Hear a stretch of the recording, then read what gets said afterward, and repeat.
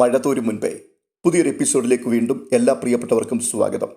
ഹോട്ടലിൽ കോഫി കഴിക്കുവാൻ കയറിയ സമയത്ത് വൈജയന്തി യാദൃശ്ചികമായി അവിടേക്ക് എത്തുകയും സ്റ്റാൻലി ജോസഫിനെയും തന്നെയും ഒരുമിച്ച് കാണുകയും ചെയ്ത വിവരം ബബിത അലീനയെ വിളിച്ചറിയിച്ചു. ആ വാർത്ത കേട്ടപ്പോഴേക്കും അലീന അക്ഷരാർത്ഥത്തിൽ ഞെട്ടിപ്പോയി. എന്തു ചെയ്യണമെന്നറിയാതെ ഒരു നിമിഷം പകച്ചു നിന്നുപോയി അവൾ. തുടർന്ന് വീണ്ടും അലീന ചോദിക്കുകയാണ്, എന്നിട്ട് എന്താ സംഭവിച്ചേ? രണ്ടുപേരും വല്ലാതെ ഷോക്ക്ഡായിപ്പോയി. ഒരക്ഷരം പോലും മിണ്ടിയില്ല. ഈ ലോകത്തൊന്നുമല്ല, ശ്വാസവുമില്ല, അനക്കവുമില്ല, ഒന്നുമില്ല. അത് എങ്ങനെ പറഞ്ഞു ഫലിപ്പിക്കണമെന്ന് എനിക്കറിയില്ല. ഒന്നും സംസാരിച്ചില്ലേ? ഇല്ല. ആ സമയത്ത് മറ്റൊരു സ്ത്രീ അമ്മയെ അന്വേഷിച്ചു വരികയും അവരമ്മയെ കൂട്ടിക്കൊണ്ടു പോവുകയും ചെയ്തു. പപ്പ പിറകിന് ചെന്ന് നോക്കിയപ്പോഴേക്കും അമ്മ ഒരു ടൂറിസ്റ്റ് ബസ്സിൽ കയറിപ്പോയി. എന്നിട്ട് പപ്പ എന്തു പറഞ്ഞു? പപ്പ ആബ്സെന്റ് മൈൻഡായിരുന്നു. ഇപ്പോഴും ശരിക്കും നോർമലായിട്ടില്ല. ഇനിയിപ്പോൾ ഇത് വലിയ പ്രശ്നമാവുമല്ലോ മോളെ. ആ, അതുതന്നെയാണ് പപ്പയും പറയുന്നത്. അമ്മ ഇനി അടങ്ങിയിരിക്കില്ല. നീ എവിടെയായിരുന്നു, എങ്ങനെ പപ്പയുടെ കൂടെ കാണാനിടയായി, ഇതെല്ലാം അന്വേഷിക്കും. എന്താ ചേച്ചി ഞാൻ ചെയ്യേണ്ടത്? നീ പപ്പയോട് ചോദിച്ചില്ലേ? ആ, ചോദിച്ചു. അപ്പോൾ പപ്പ പറഞ്ഞു അലീന ചേച്ചിയോട് ചോദിക്കാൻ. അലീന 2 നിമിഷം ആലോചിച്ചു നിന്നു. എന്നിട്ട് പറയുകയാണ്, മോളെ, ഇപ്പോൾ നീ ഫോൺ കട്ട് ചെയ്തോ. ഞാൻ അല്പം കഴിഞ്ഞ് നിന്നെ വിളിക്കാം. ടെൻഷൻ അടിക്കുകയൊന്നും വേണ്ട കേട്ടോ. ഞാനില്ലേ നിന്റെ കൂടെ. ധൈര്യമായിട്ടിരുന്നു. ചേച്ചി, അമ്മയോ കൊല്ലപ്പള്ളിക്കാരോ ആരെങ്കിലും വിളിച്ചാലോ? എന്തു പറയും? ഞാൻ തിരിച്ചു വിളിക്കുന്നതുവരെ നീ ഒരു കോളും എടുക്കണ്ട. ശരി ചേച്ചി. കോള് കട്ട് ചെയ്തു. അലീനയുടെ മുഖത്തെ അമ്പരപ്പും ജാഗ്രതയും ടാനിയായിൽ വിസ്മയമുളവാക്കി. അവൾ ചോദിക്കുകയാണ്, എന്താ ചേച്ചി പ്രശ്നം? എന്തെങ്കിലും സീരിയസ് മാറ്ററാണോ? ഏയ്, അത്ര വലിയ പ്രശ്നമെന്ന് പറയാൻ മാത്രമൊന്നുമില്ല. എന്നോട് പറയാൻ മടിയാണെങ്കിൽ പറയണ്ട. നിന്റെ അടുത്ത് ഒളിച്ചു വെക്കാൻ എനിക്ക് എന്താ ഉള്ളത് മോളെ? ഒന്നുമില്ല. ഇതൊന്ന് കഴിഞ്ഞോട്ടെ, ഞാൻ പറയാം. എൽസമ്മയെ പിന്നീട് അലീന മസാജ് ചെയ്തത് തികച്ചും യാന്ത്രികമായിട്ടായിരുന്നു. എങ്ങനെയോ അവൾ ജോലി തീർത്തു. എൽസമ്മയെ കുളിപ്പിക്കുവാനുള്ള വെള്ളം ചൂടാക്കുവാൻ പൗലോസിനെ ചുമതലപ്പെടുത്തി. അതിനുശേഷം അവൾ ബാലചന്ദ്ര മേനോനെ ഫോണിൽ വിളിച്ചു. മേനോനെ ലൈനിൽ കിട്ടിയപ്പോൾ അവൾ ബബിത പറഞ്ഞ സംഭവങ്ങളൊക്കെ അയാളെ അറിയിച്ചു. വിവരങ്ങൾ കേട്ടതോടുകൂടി ബാലചന്ദ്ര മേനോൻ കുറ്റപ്പെടുത്തിക്കൊണ്ട് സംസാരിക്കുകയാണ്. നീ എന്താ എന്നോട് ആലോചിക്കാതെ ബബിതയെ സ്റ്റാൻലിക്കൊപ്പം അയച്ചത്? അച്ഛനെ വെറുതെ ടെൻഷൻ അടിപ്പിക്കണ്ട എന്ന് കരുതിയാണ്. എനിക്കെന്ത് ടെൻഷൻ? അല്ലെങ്കിൽ തന്നെ ഞാൻ ടെൻഷൻ ഇല്ലാതെയാണോ ജീവിക്കുന്നത്? കഴിഞ്ഞൊരു വർഷമായിട്ട് അതിൻ്റെ എവറസ്റ്റിൽ കയറി നിൽക്കുന്നവനാണ് ഞാൻ. ബബിതയെ തിരക്കി പോലീസ് വന്നെന്ന് കേട്ടാൽ ഞാൻ പേടിച്ചു വിറയ്ക്കുമോ? പോലീസ് അവിടെ വരുമെന്ന് എനിക്കറിയാമായിരുന്നു. ഞാൻ തന്നെയല്ലേ നിന്നെ വിളിച്ചത് പറഞ്ഞത്? ബബിതയുടെ മനസ്സും കൂടി നോക്കണ്ടേ അച്ഛാ. അച്ഛനോട് പറയാത്തത് പലതും അവൾ എന്നോട് പറഞ്ഞിട്ടുണ്ട്. അച്ഛനും ബബിതയും കൂടി എറണാകുളത്തേക്ക് പോയി അസിസ്റ്റന്റ് കമ്മീഷണറെ കണ്ട് സംസാരിക്കുന്നതിനേക്കാൾ എന്തുകൊണ്ടും നല്ലത് പപ്പ അവളുടെ കൂടെ ഉള്ളതാണെന്ന് എനിക്ക് തോന്നി. അവൾക്കും അതായിരുന്നു താല്പര്യം. അതേസമയം അച്ഛനായിരുന്നെങ്കിൽ അച്ഛൻ വിചാരിക്കുന്നതിനേക്കാൾ ബുദ്ധിമുട്ടുണ്ടായേനെ. ഇനി ഇതിൻ്റെ സത്യമറിയാതെ വൈജയന്തി ഉറങ്ങില്ല. അച്ഛാ, ഒന്നും മനഃപൂർവ്വമല്ലല്ലോ, യാദൃശ്ചികമായിട്ട് സംഭവിച്ചു പോയതല്ലേ. അച്ഛൻ വിഷമിക്കണ്ട, ഇതെങ്ങനെയെങ്കിലും ഞാൻ പരിഹരിച്ചോളാം. നിനക്കെന്ത് ചെയ്യാൻ പറ്റും? ജയന്തിയെ എനിക്ക് കോർട്ട് ഹാളിൽ കിട്ടണം. എൻ്റെ വക്കീൽ ഞാൻ തന്നെയാ. അവളെ ക്രോസ് വിസ്തരിക്കുന്നത് ഞാനായിരിക്കണം. അതെൻ്റെ ഒരു പ്രതിജ്ഞയാണ്. അതിനു മുൻപ് അവൾ സത്യം അറിയരുത്. എന്നിട്ട് അച്ഛൻ എന്ത് നേടാൻ പോകുന്നു? എവറസ്റ്റിൽ നിന്നും താഴെ ഇറങ്ങുമോ? നീ ഫോൺ കട്ട് ചെയ്തേക്ക്. ഞാനിപ്പോൾ നിന്നോട് സംസാരിച്ചാൽ ശരിയാവില്ല. ഞാനൊരു ദിവസം അച്ഛനെ കാണാൻ അങ്ങോട്ട് വരുന്നുണ്ട്. എനിക്ക് സംസാരിക്കണം. ബബിതയുടെ കാര്യമാണോ? അല്ല, എൻ്റെ കാര്യം. നിനക്കെന്തു പറ്റി? അതൊക്കെ ഞാൻ നേരിട്ട് കാണുമ്പോൾ പറയാം. ഇപ്പോൾ വെക്കട്ടെ. ആ, ശരി. പിന്നെ ജയന്തിയോ ശിവേട്ടനോ ഇന്ന് തന്നെ ബബിതയെ വിളിക്കും. സ്റ്റാൻലിയെ അന്വേഷിക്കാനും നീക്കമുണ്ടായേക്കും. വിവരങ്ങൾ അപ്പപ്പോൾ എന്നെ അറിയിച്ചേക്കണം. ആ, ശരി അച്ഛാ, ഞാൻ അറിയിച്ചോളാം. വെക്കുവാണേ. അലീന കോൾ കട്ട് ചെയ്തു. എക്സ് മിലിറ്ററിക്കാർ 2 പേരും ടെറസിലാണ് ഒത്തുകൂടിയത്. കുപ്പി സ്റ്റാൻലിയുടെ കാറിൻ്റെ ഡിക്കിയിലുണ്ടായിരുന്നു. സോഡയും വെള്ളവും ഐസും കൊണ്ടുവന്ന് കൊടുക്കുന്നതിനിടയിൽ രേവതിക്കുട്ടി മാമച്ചനെ നോക്കി അർത്ഥം വെച്ചൊന്ന് മോളി. അലീന ചേച്ചിയുടെ പപ്പ ഉള്ളതുകൊണ്ട് രക്ഷപ്പെട്ടു എന്ന് വിചാരിക്കൊന്നും വേണ്ട. കുപ്പിയുടെ അളവും വെള്ളത്തിൻ്റെ അളവും സോഡയുടെ അളവും എല്ലാം എനിക്ക് നന്നായിട്ടറിയാം. ഞാൻ നോട്ട് ചെയ്തിട്ടുണ്ട്. അപ്പോൾ മാമച്ചൻ, ഞങ്ങൾ സംസാരിക്കാൻ വേണ്ടി ഒരു മീഡിയം സൃഷ്ടിച്ചെന്നേ ഉള്ളൂ. നടക്കട്ടെ. രേവതിക്കുട്ടി തിരികെ പോയി. ഔപചാരികമായിരുന്നു സ്റ്റാൻലിയും മാമച്ചനും തമ്മിലുള്ള സംഭാഷണം. മിലിട്ടറിയിൽ അവർ നിർവഹിച്ചിരുന്ന സ്ഥാനമാനങ്ങളുടെ വ്യത്യാസം തുറന്നിടപഴകുന്നതിൽ അവർക്കിടയിൽ ഒരു തടസ്സമായി നിന്നു. എങ്കിലും താൻ ബബിതയെയും കൂട്ടി എറണാകുളത്ത് എത്താനുള്ള സാഹചര്യം സ്റ്റാൻലി മാമച്ചനോട് ചുരുക്കമായി പറഞ്ഞു. മാമച്ചന് ക്ലബ്ബ് വഴിയായി ചില പോലീസ് ഉദ്യോഗസ്ഥരെ പരിചയമുണ്ട്. തന്നെക്കൊണ്ട് കഴിയും വിധം സഹായിക്കാമെന്ന് മാമച്ചൻ ഉറപ്പുകൊടുത്തു. ബബിതയും രേവതിക്കുട്ടിയും ചിന്നുമോളും ഗ്രേസമ്മയും ഷിറിനും ഡൈനിങ് ഹാളിൽ സംസാരിച്ചു കൊണ്ടിരിക്കുകയാണ്. അതിനിടയിൽ ബബിതയുടെ മൊബൈലിൽ ഒരു കോൾ വന്നു. നമ്പർ കണ്ടപ്പോൾ അത് കൊല്ലപ്പള്ളി വീട്ടിൽ നിന്നുള്ള കോളാണെന്ന് അവൾക്ക് മനസ്സിലായി. ബബിത എഴുന്നേറ്റ് കോൾ അറ്റൻഡ് ചെയ്തു.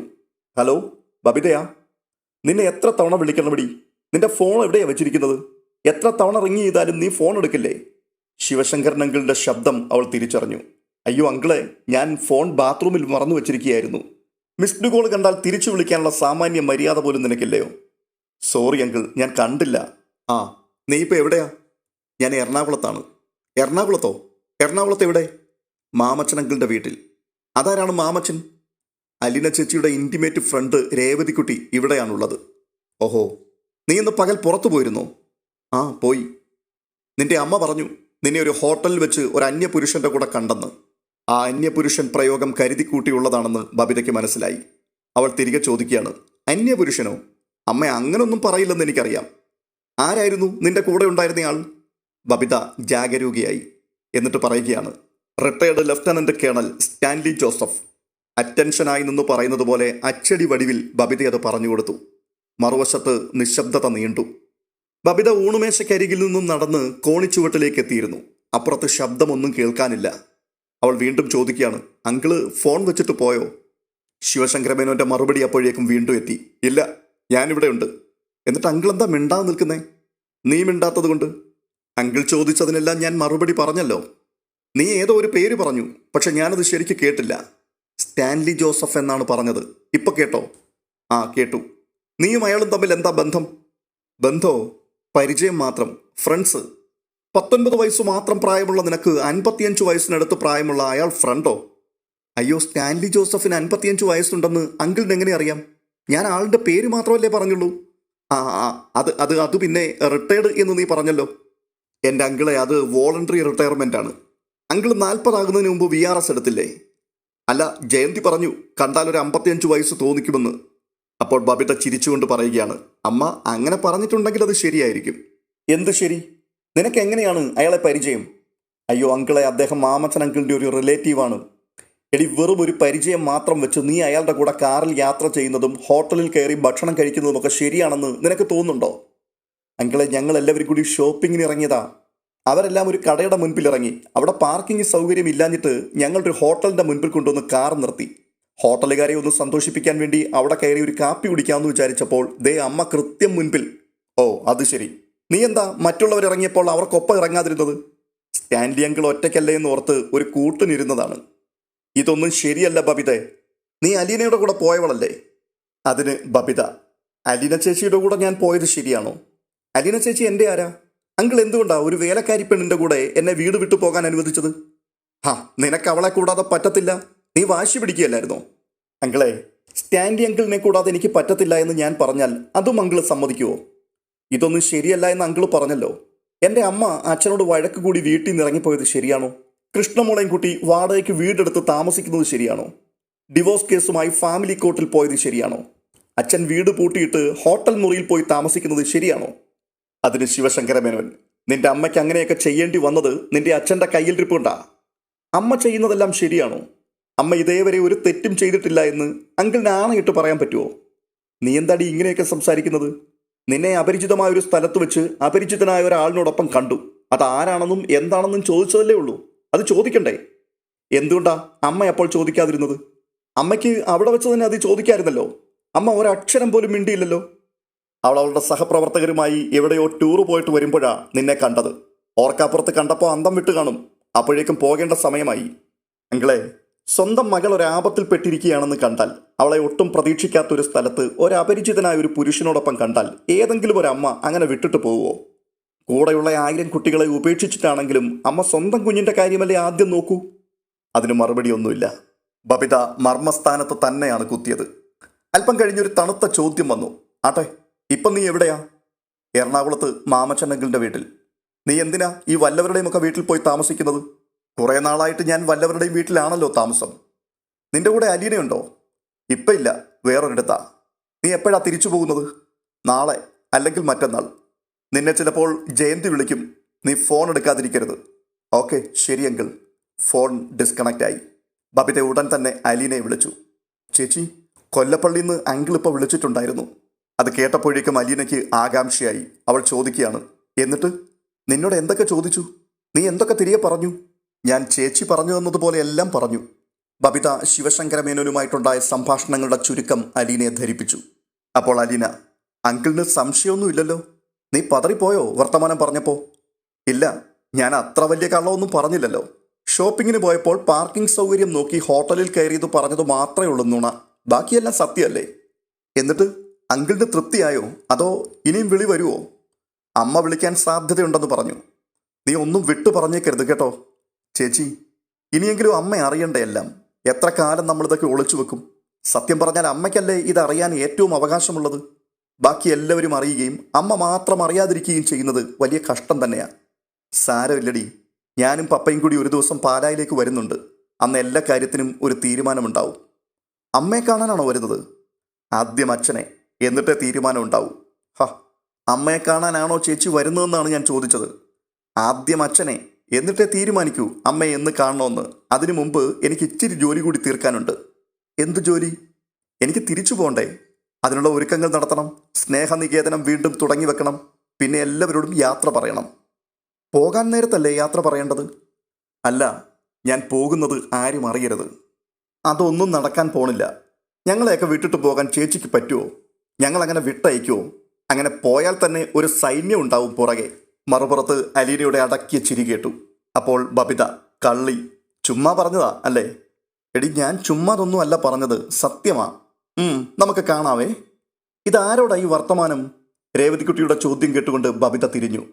പെട്ടെന്ന് ഫോൺ വെക്കട്ടെ. ഇത് പറഞ്ഞിട്ട് കോള് കട്ട് ചെയ്തിട്ട് ബബിത രേവതിക്കുട്ടിയോട് പറയുകയാണ്, അലീന ചേച്ചിയായിരുന്നു. വല്ലതും കഴിക്കണ്ടായോ? വാ ഇങ്ങോട്ട്. രേവതിക്കുട്ടി അവളെ ഊണുമേശയിലേക്ക് തന്നെ കൊണ്ടുപോയി. മാമച്ചനെയും സ്റ്റാൻലിയെയും ഷെറിൻ പോയി വിളിച്ചുകൊണ്ടുവന്നു.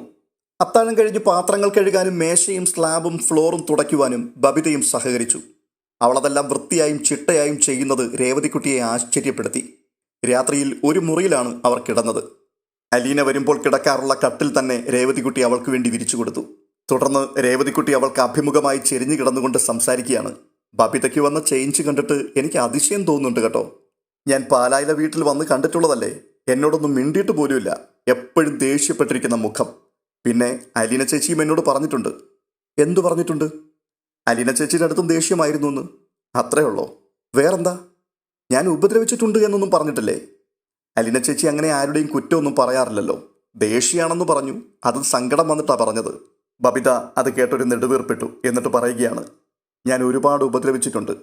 ഞാനിപ്പം അതിനൊക്കെ പ്രായശ്ചിത്തം ചെയ്യുകയാണ്. സന്തോഷത്തോടെയാണ് ചെയ്യുന്നത് കേട്ടോ. പോരാന്നൊരു തോന്നലുണ്ട് മനസ്സിൽ. ഒരുപാട് കാര്യങ്ങൾ പഠിച്ചു. താഴെ ഇരിക്കണമെന്ന് അലീന ചേച്ചി എപ്പോഴും പറയും. എങ്കിലേ ഒരു കസേരയെങ്കിലും കിട്ടും എന്ന് പ്രതീക്ഷിക്കാൻ പറ്റൂ. കിട്ടിയില്ലെങ്കിലും കുഴപ്പമില്ല. നമ്മൾ കസേര പിടിച്ചെടുത്ത് അതിലിരുന്നിട്ട് താഴെ ഇറങ്ങേണ്ടി വരുന്നതിനേക്കാൾ എത്രയോ ഭേദമാ. ഞാൻ കാലിന്മേൽ കാല് കയറ്റി കസേരയിൽ വെച്ചുകൊണ്ടിരുന്നവളാ. അന്ന് ദേഷ്യമായിരുന്നു എല്ലാവരോടും. എന്ത് കിട്ടിയാലും തൃപ്തിയില്ലായിരുന്നു. ആരോടും സന്തോഷവുമില്ല. ഇപ്പം എന്തൊരു സമാധാനം. അലീന ചേച്ചി പറയും, നിറയെ കായ്ച്ച ശിഖരം തല താഴ്ത്തി നിൽക്കുമെന്ന്. ഫലങ്ങളുടെ ഭാരം കൊണ്ടാ. സ്നേഹവും ദയയും എളിമയും കാരുണ്യവുമുള്ളവർ വിനയത്തോടെ പെരുമാറും. ഇനിയും ഇങ്ങനെ എന്തെല്ലാം അലീന ചേച്ചിയിൽ നിന്ന് ഞാൻ പഠിക്കാനിരിക്കുന്നു. ബബിത പറഞ്ഞു നിർത്തി. രേവതിക്കുട്ടി അപ്പോൾ ചോദിക്കുകയാണ്, കോളേജിൽ പോകുന്ന കാര്യം എന്തായി? ഈ വർഷം പോട്ടേന്ന് വെച്ചു. അതിനേക്കാൾ നല്ലൊരു കോഴ്സ് പഠിച്ചുകൊണ്ടിരിക്കുകയല്ലേ. ഇനി എവിടെ പോയാലും അലീന ചേച്ചിയുടെ കൂടെ തന്നെയായിരിക്കും. അത് ഞാൻ തീരുമാനിച്ചു കഴിഞ്ഞു. അലീന ചേച്ചിക്ക് വേണമെങ്കിൽ കോളേജിൽ വിട്ടെന്നെ പഠിപ്പിക്കാം. അപ്പോൾ രേവതിക്കുട്ടി ചിരിച്ചുകൊണ്ട് ചോദിക്കുകയാണ്, കടൽക്കിഴവന്റെ കഥ പോലെയായിപ്പോയി അല്ലേ? പിറ്റേന്ന് രാവിലെ 10 മണിയോടുകൂടി സ്റ്റാൻലി ബബിതയും കൂട്ടി ഹൈക്കോർട്ടിന് പിന്നിലുള്ള SP ഓഫീസിലേക്ക് പോയി. SP ജയമോഹൻ ഓഫീസിലുണ്ടായിരുന്നു. സന്ദർശനാനുമതി വാങ്ങി സ്റ്റാൻലി ബബിതയും കൂട്ടി ഓഫീസ് റൂമിനകത്തേക്ക് കടന്നു ചെന്നു. SP സ്വയം പരിചയപ്പെടുത്തി. SP സ്റ്റാൻലിയെ അടിമുടിയൊന്ന് നോക്കി. അയാളോട് ചേർന്ന് നിന്ന ബബിതയെയും. എന്നിട്ട് SP പരുഷ സ്വരത്തിൽ സ്റ്റാൻലിയോട് ചോദിക്കുകയാണ്, നിങ്ങളാണ് അന്വേഷണത്തിന് വന്ന് ഓഫീസർമാരെ ഭീഷണിപ്പെടുത്തി തിരിച്ചയച്ചത് അല്ലേ? ഞാനല്ല ഭീഷണിപ്പെടുത്തിയത്, അവരെന്നെയാണ്. അവർ ചോദ്യം ചെയ്യാൻ വന്ന പെൺകുട്ടിയെ കാണാൻ പോലും നിങ്ങൾ സമ്മതിച്ചില്ല എന്നാണല്ലോ എനിക്ക് കിട്ടിയ റിപ്പോർട്ട്. അത് തെറ്റാണ്. അവരുടെ ഉദ്ദേശശുദ്ധിയിൽ എനിക്ക് സംശയം തോന്നി. അവർ ചില മുൻവിധികളോടുകൂടിയാണ് വന്നത്. സെക്സ് റാക്കറ്റിലെ അംഗമാണ് ഈ പെൺകുട്ടി. അവളെ അറസ്റ്റ് ചെയ്ത് കളയും എന്നെല്ലാം ഭീഷണിപ്പെടുത്തി. അതല്ല സത്യമെന്ന് ഞാൻ പറഞ്ഞപ്പോൾ അവർ കേൾക്കാൻ തയ്യാറായില്ല. ഇവളാണോ ബബിത? അതെ. നിനക്കെന്താടി വാലുണ്ടോ? 2 പോലീസ് ഓഫീസർമാർ വന്നാൽ കാണാൻ നിനക്കെന്താ ഇത്ര അറപ്പ്? നിന്റെ വീഡിയോ ഞങ്ങൾ കണ്ടു. അവിടെ ഈ അറപ്പും അഹന്തയും ഒന്നും കണ്ടില്ലല്ലോ. SP ആക്രോശം കേട്ട് ബബിത നടുങ്ങിപ്പോയി. പെട്ടെന്ന് തന്നെ സ്റ്റാൻലി SP പറയുകയാണ്, സൂക്ഷിച്ചു സംസാരിക്കണം. നിങ്ങളുടെ വായിൽ വാക്കുകൾ ചീഞ്ഞു കിടപ്പുണ്ടെങ്കിൽ അതങ്ങ് വിഴുങ്ങിയേക്കുക. നിങ്ങളൊരു തന്തയ്ക്ക് പറഞ്ഞ പോലീസുകാരനാണെന്ന് വിചാരിച്ചാണ് ഞാൻ ഇവളെയും കൂട്ടി ഈ ഓഫീസിൽ കയറി വന്നത്. സ്റ്റാൻലിയുടെ കവിൾത്തടങ്ങൾ വിറകൊള്ളുവാൻ തുടങ്ങി. എസ് പിയുടെ മുഖം ചുമന്നു. അയാൾ സീറ്റിൽ നിന്നും എഴുന്നേറ്റു. എന്നിട്ട് സ്റ്റാൻലിയോട് ചോദിക്കുകയാണ്, താൻ എന്നെ ഭീഷണിപ്പെടുത്തുകയാണോ? ഞാൻ സൂക്ഷിച്ചു സംസാരിച്ചില്ലെങ്കിൽ താൻ എന്തു ചെയ്യും? ഞാൻ പലതും ചെയ്യും. ബബിത ഭയവിഹ്വലയായി സ്റ്റാൻലിയെ നോക്കി നിൽക്കുകയാണ്. പപ്പ ഇപ്പോൾ പൊട്ടിത്തെറിച്ചേക്കുമെന്ന് അവൾക്ക് തോന്നി. കടപ്പല്ല് ഞെരിക്കുന്ന ഒച്ച കേൾക്കുന്നുണ്ടായിരുന്നു. സ്റ്റാൻലി എസ് പിയുടെ മൂക്കിന് നേർക്ക് വിരൽ ചൂണ്ടിക്കൊണ്ട് പറയുകയാണ്, ഞാൻ ജീവിച്ചു മടുത്തവനാണ്. താൻ തുടങ്ങിയിട്ടേ ഉള്ളൂ. എസ് പി ഒരു ചെറുപ്പക്കാരനായിരുന്നു. സ്റ്റാൻലിയുടെ ആകാര ഗാംഭീര്യവും കണ്ണുകളിൽ തിളങ്ങിയ കടുവയുടെ ക്രൗര്യവും മുഖത്ത് തിളച്ച ക്രോധവും തീക്കനൽ പോലെ ജ്വലിച്ച വാക്കുകളും അയാളെ ഒരു നിമിഷത്തേക്ക് അധീരനാക്കി കളഞ്ഞു. കേവലം ഒരു സിവിലിയനല്ല, ആർമിയിൽ ഉന്നതമായ ഒരു പദവിയിലിരുന്ന ഓഫീസറാണ് തൻ്റെ മുമ്പിൽ നിൽക്കുന്നത് എന്ന ചിന്ത അയാൾക്കുണ്ടായി. സ്റ്റാൻലി ബബിതയുടെ മുഖത്തേക്ക് നോക്കിയിട്ട് പറയുകയാണ്, മോളിരിക്കെ. ബബിത ഒന്ന് മടിച്ചു. Take your seat. സ്റ്റാൻലി കർശനമായി പറഞ്ഞതോടെ അവൾ ഇരുന്നു. തൊട്ടടുത്ത കസേരയിൽ സ്റ്റാൻലിയും. തുടർന്ന് വീണ്ടും സ്റ്റാൻലി എസ് പിയുടെ മുഖത്തേക്ക് നോക്കി പറയുകയാണ്, നിങ്ങൾ മര്യാദ കാണിക്കാത്തത് കൊണ്ട് ഞാൻ ആ മര്യാദ എടുക്കുകയാണ്. ഉടൻ തന്നെ എസ് പിയുടെ മേശപ്പുറത്തെ ടെലിഫോൺ റിങ് ചെയ്യുവാൻ തുടങ്ങി. അയാൾ റിസീവർ എടുത്തു. മേലുദ്യോഗസ്ഥനാണ് വിളിച്ചതെന്ന് സ്റ്റാൻലിക്ക് മനസ്സിലായി. എസ് പി ഭവ്യതയോടെയാണ് സംസാരിച്ചത്. അയാൾ പറയുകയാണ്, സർ എത്തിയിട്ടുണ്ട്. ആ ഉവ്വ് സർ, സംസാരിച്ച് തുടങ്ങുന്നതേ ഉള്ളൂ. ഇല്ല. ശരി സർ, ഉണ്ട്. Okay sir. S P receiver വെച്ചു. എന്നിട്ട് കസേരയിലേക്ക് ഇരുന്നു. ബബിതയും സ്റ്റാൻലിയെയും അയാൾ ഒന്നുകൂടി നോക്കി. എന്നിട്ട് പറയുകയാണ്, ഉച്ചതിരിഞ്ഞ് കമ്മീഷണർക്ക് നിങ്ങളെ കാണണം, 4 മണിക്ക്. കമ്മീഷണറുടെ ഓഫീസ് അറിയാമോ? സ്റ്റാൻലി അപ്പോൾ പറയുകയാണ്, ഞാൻ കണ്ടുപിടിച്ചോളാം. അപ്പോൾ അയാൾ വീണ്ടും സ്റ്റാൻലിയോട് പറയുകയാണ്, ഇത് നിങ്ങൾ കരുതുന്നത് പോലെ അത്ര നിസ്സാരമല്ല. വലിയ കോളിളക്കമുണ്ടാക്കിയേക്കാവുന്ന കേസാണ്. എസ് പിയുടെ ആ സംസാരത്തിൽ അല്പം ഭീഷണി കൂടി ഉണ്ടായിരുന്നു. അപ്പോൾ സ്റ്റാൻലി, അതിന് തന്നെയാണ് ഞങ്ങളും വന്നത്, കോളിളക്കമുണ്ടാക്കാൻ. ഉണ്ടാകട്ടെ. താങ്കൾ ആരാണ് ഈ കുട്ടിയുടെ? ഞാൻ ലോക്കൽ ഗാർഡിയൻ. തെളിവുണ്ടോ? എന്തെങ്കിലും രേഖ? തെളിവുണ്ടാക്കാം, ആവശ്യം വരട്ടെ. ബബിതയുടെ അച്ഛൻ ബാലചന്ദ്രമേനോനും അമ്മ വൈജയന്തിയും എന്നാണ് ഞങ്ങൾക്കിവിടെ കിട്ടിയിരിക്കുന്ന റിപ്പോർട്ട്. അങ്ങനെയുള്ളപ്പോൾ സ്റ്റാൻലി ജോസഫ് എങ്ങനെ ബന്ധുവാകുമെന്നും ലോക്കൽ ഗാർഡിയൻ ആകുമെന്നും നിങ്ങൾക്ക് വിശദീകരിക്കേണ്ടി വരും. ഞാനിവളെ ദത്തെടുത്തു എൻ്റെ മകളായിട്ട്. അഡോപ്ഷൻ നടത്തിയതിന് ഡോക്യുമെൻ്റ് ഉണ്ട്. കോടതിയിൽ ഹാജരാക്കിയാൽ മതിയല്ലോ. എസ് പി അപ്പോൾ വീണ്ടും ചോദിക്കുകയാണ്, ഇവളെങ്ങനെ സെക്സ് റാക്കറ്റുമായി ബന്ധപ്പെട്ടു? By cheating. വിമൻസ് കോളേജിലെ കൂട്ടുകാരി ആങ്ങളയാണെന്നും പറഞ്ഞൊരുത്തനെ പരിചയപ്പെടുത്തി. അവന് വേണ്ടി റെക്കമെൻഡ് ചെയ്തും പ്രലോഭിപ്പിച്ചും പ്രേമത്തിൽ വീഴ്ത്തി. സ്വന്തം വീടാണെന്ന് പറഞ്ഞ് എവിടെയോ കൂട്ടിക്കൊണ്ടുപോയി. ഒടുവിലാണ് അവൾ തിരിച്ചറിഞ്ഞത് ആങ്ങളയും പെങ്ങളും വീടും ബന്ധുക്കളും സ്നേഹിതരുമെല്ലാം സെക്സ് റാക്കറ്റിൻ്റെ നാടകമായിരുന്നുവെന്ന്. അപ്പോൾ തോന്നിയത് സൂയിസൈഡ് ചെയ്യാനാണ്. അതിലൊന്നും കഷ്ടിച്ച് രക്ഷപ്പെട്ട് കര പറ്റുന്നതേ ഉള്ളൂ. അതിനിടയ്ക്ക് ഹരാസ് ചെയ്യാൻ ശ്രമിച്ചാൽ ഞാൻ സമ്മതിക്കത്തില്ല മിസ്റ്റർ. സ്റ്റാൻലി ഒരു മുന്നറിയിപ്പോട് കൂടി നിർത്തി. അപ്പോൾ എസ് പി വീണ്ടും ചോദിക്കുകയാണ്, ഏത് കോളേജിലാണ് പഠിച്ചിരുന്നത്? ആരൊക്കെയായിരുന്നു ഫ്രണ്ട്സ്? ബബിത സ്റ്റാൻലിയെ നോക്കി. എന്നിട്ട് പറയുകയാണ്, പപ്പ പറഞ്ഞാൽ മതി. അവൾക്ക് പേടി മാറിയില്ല. പപ്പ എന്നാണോ വിളിക്കുന്നത്? അതെ, അവൾ പറഞ്ഞു. ശരി, പറയൂ, ഏത് കോളേജായിരുന്നു? കുഴപ്പത്തിലാക്കിയ കൂട്ടുകാർ ആരൊക്കെയാണ്? ബബിത അതെല്ലാം തുടർന്ന് എസ് പിയോട് പറഞ്ഞു.